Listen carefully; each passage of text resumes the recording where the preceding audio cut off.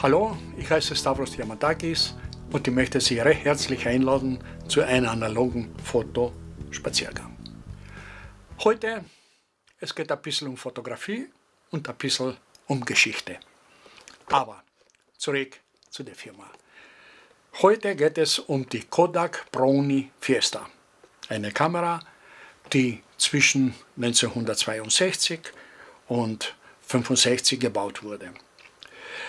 Die Firma Kodak wurde 1888 gegründet von George Eastman.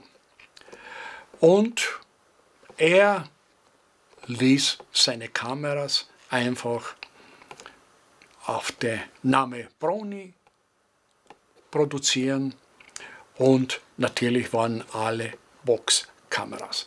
Die ersten Schnappschusskameras kann man sagen. Sie waren einfach in die Bedienung und die Anfangsgeräte waren aus Pappkarton.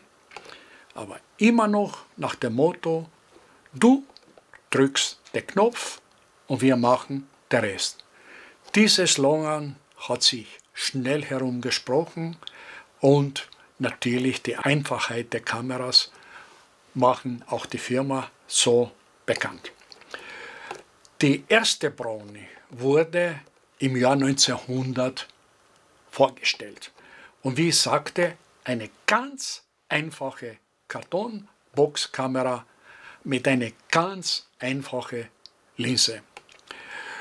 Sie wurde natürlich für den Verkauf von den Rollfilmen konstruiert, weil der George Eastman ist ihm gelungen, mit diesen Rollfilmen, mit dem Schutzkarton, hat er erreicht, wegzukommen von den nassen Entwicklungsverfahren zu den trockenen Filmen.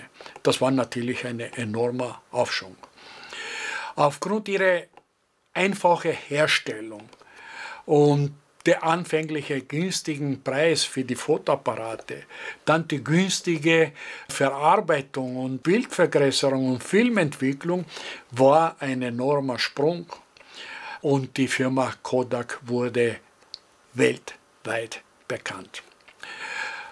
Brownie-Kameras gab in unzählige Versionen, Ausführungen und Preise.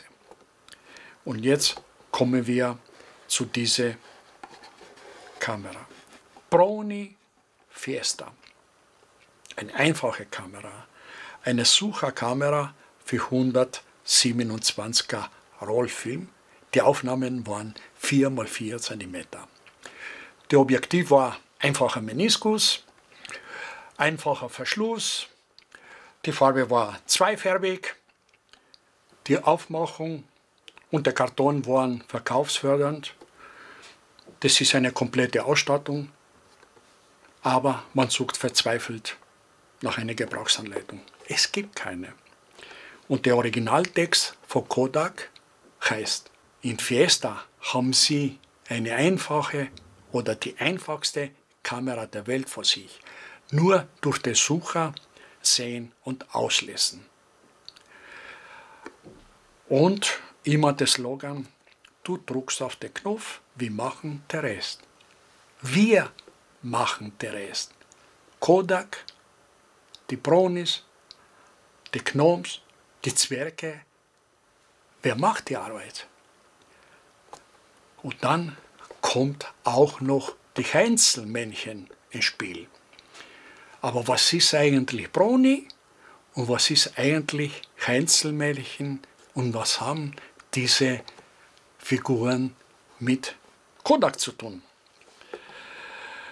Und jetzt kommt Köln ins Spiel. Die deutsche Großstadt. Zwei Sprüche sind für die Kölner bekannt. Der eine Spruch heißt: Lass mich in Ruhe. Und der zweite Spruch heißt: Leben und leben lassen. Und aus dieser Zeit stammt die Sage von den Heinzelmännchen. Es war eine sehr bekannte Sage von Köln. die im 18. Jahrhundert sehr bekannt war. Aber als dann diese Sage von den Heinzelmännchen in Gedichtform in die deutsche Schulbücher hineinkam, war überhaupt sehr bekannt. Auswanderer aus Deutschland brachten diese Sage nach Amerika. Und es dauerte nicht lang, diese Sage kam bis nach Kanada. Der Dichter Palmer Cox übernahm diese Geschichte von den Heinzelmännchen, aber Heinzelmännchen für den englischen Sprachgebrauch eine Ding der Unendlichkeit. Und der nannte ganz kurz Brownie.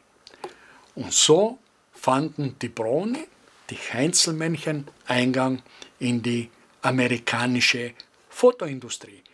Weil diese Heinzelmännchen machen die Arbeit der Aufnahme, der Entwicklung und so weiter. Und diese Sage geht so. In alter Zeit brauchten die Kölner Handwerker nicht zu arbeiten. Alle Arbeiten wurden über Nacht von den Heinzelmännchen erledigt. Diese Heinzelmännchen waren kleine Kobolde. Als einzige Gegenleistung für ihre Arbeit galt die Bedingung, dass kein menschliches Auge sie jemals sehen sollte. So lebten die Kölner Bürger über lange Zeit von jeglicher Arbeit befreit. Die neugierige Frau eines Schneiders war dann schuld an der Beendigung dieser paradiesischen Verhältnisse. Sie wollte doch gar zu gerne die heimlichen Wichte einmal sehen. Eines Abends legte sie Erbsen auf die Treppe, die zur Schneiderstube führte. Als in dieser Nacht die Heinzelmännchen dann laut polternd die Treppe hinunterfielen, trat die Frau mit einer Laterne schnell vor die Tür und konnte so die Gnome sehen. Von da an waren diese hilfreichen Geister nie wieder für den Menschen tätig. Und seitdem müssen auch die Kölner arbeiten. Wie diese Heinzelmännchen oder die Brownies aussehen, habe ich hier. Hier habe ich ein autorisiertes Foto von den Kodak-Archive in Rochester. Und so schaut ein Brownie. Und diese Brownies, das sind die Heinzelmännchen für die Kodak-Kamera. Natürlich, diese Werbelinie war sehr bekannt und hat auch sehr viele Nachahmer gefunden. Während Kodak mit den Brownie-Männchen Werbung betrieb, hat die Firma Hittig auch eine Boxkamera mit dem Namen Gnome vermarktet und für England die gleiche Kamera hieß Lidl Nipper. Die Firma Emil Winsche, eine deutsche Firma, verkaufte auch eine Kamera namens Kobold.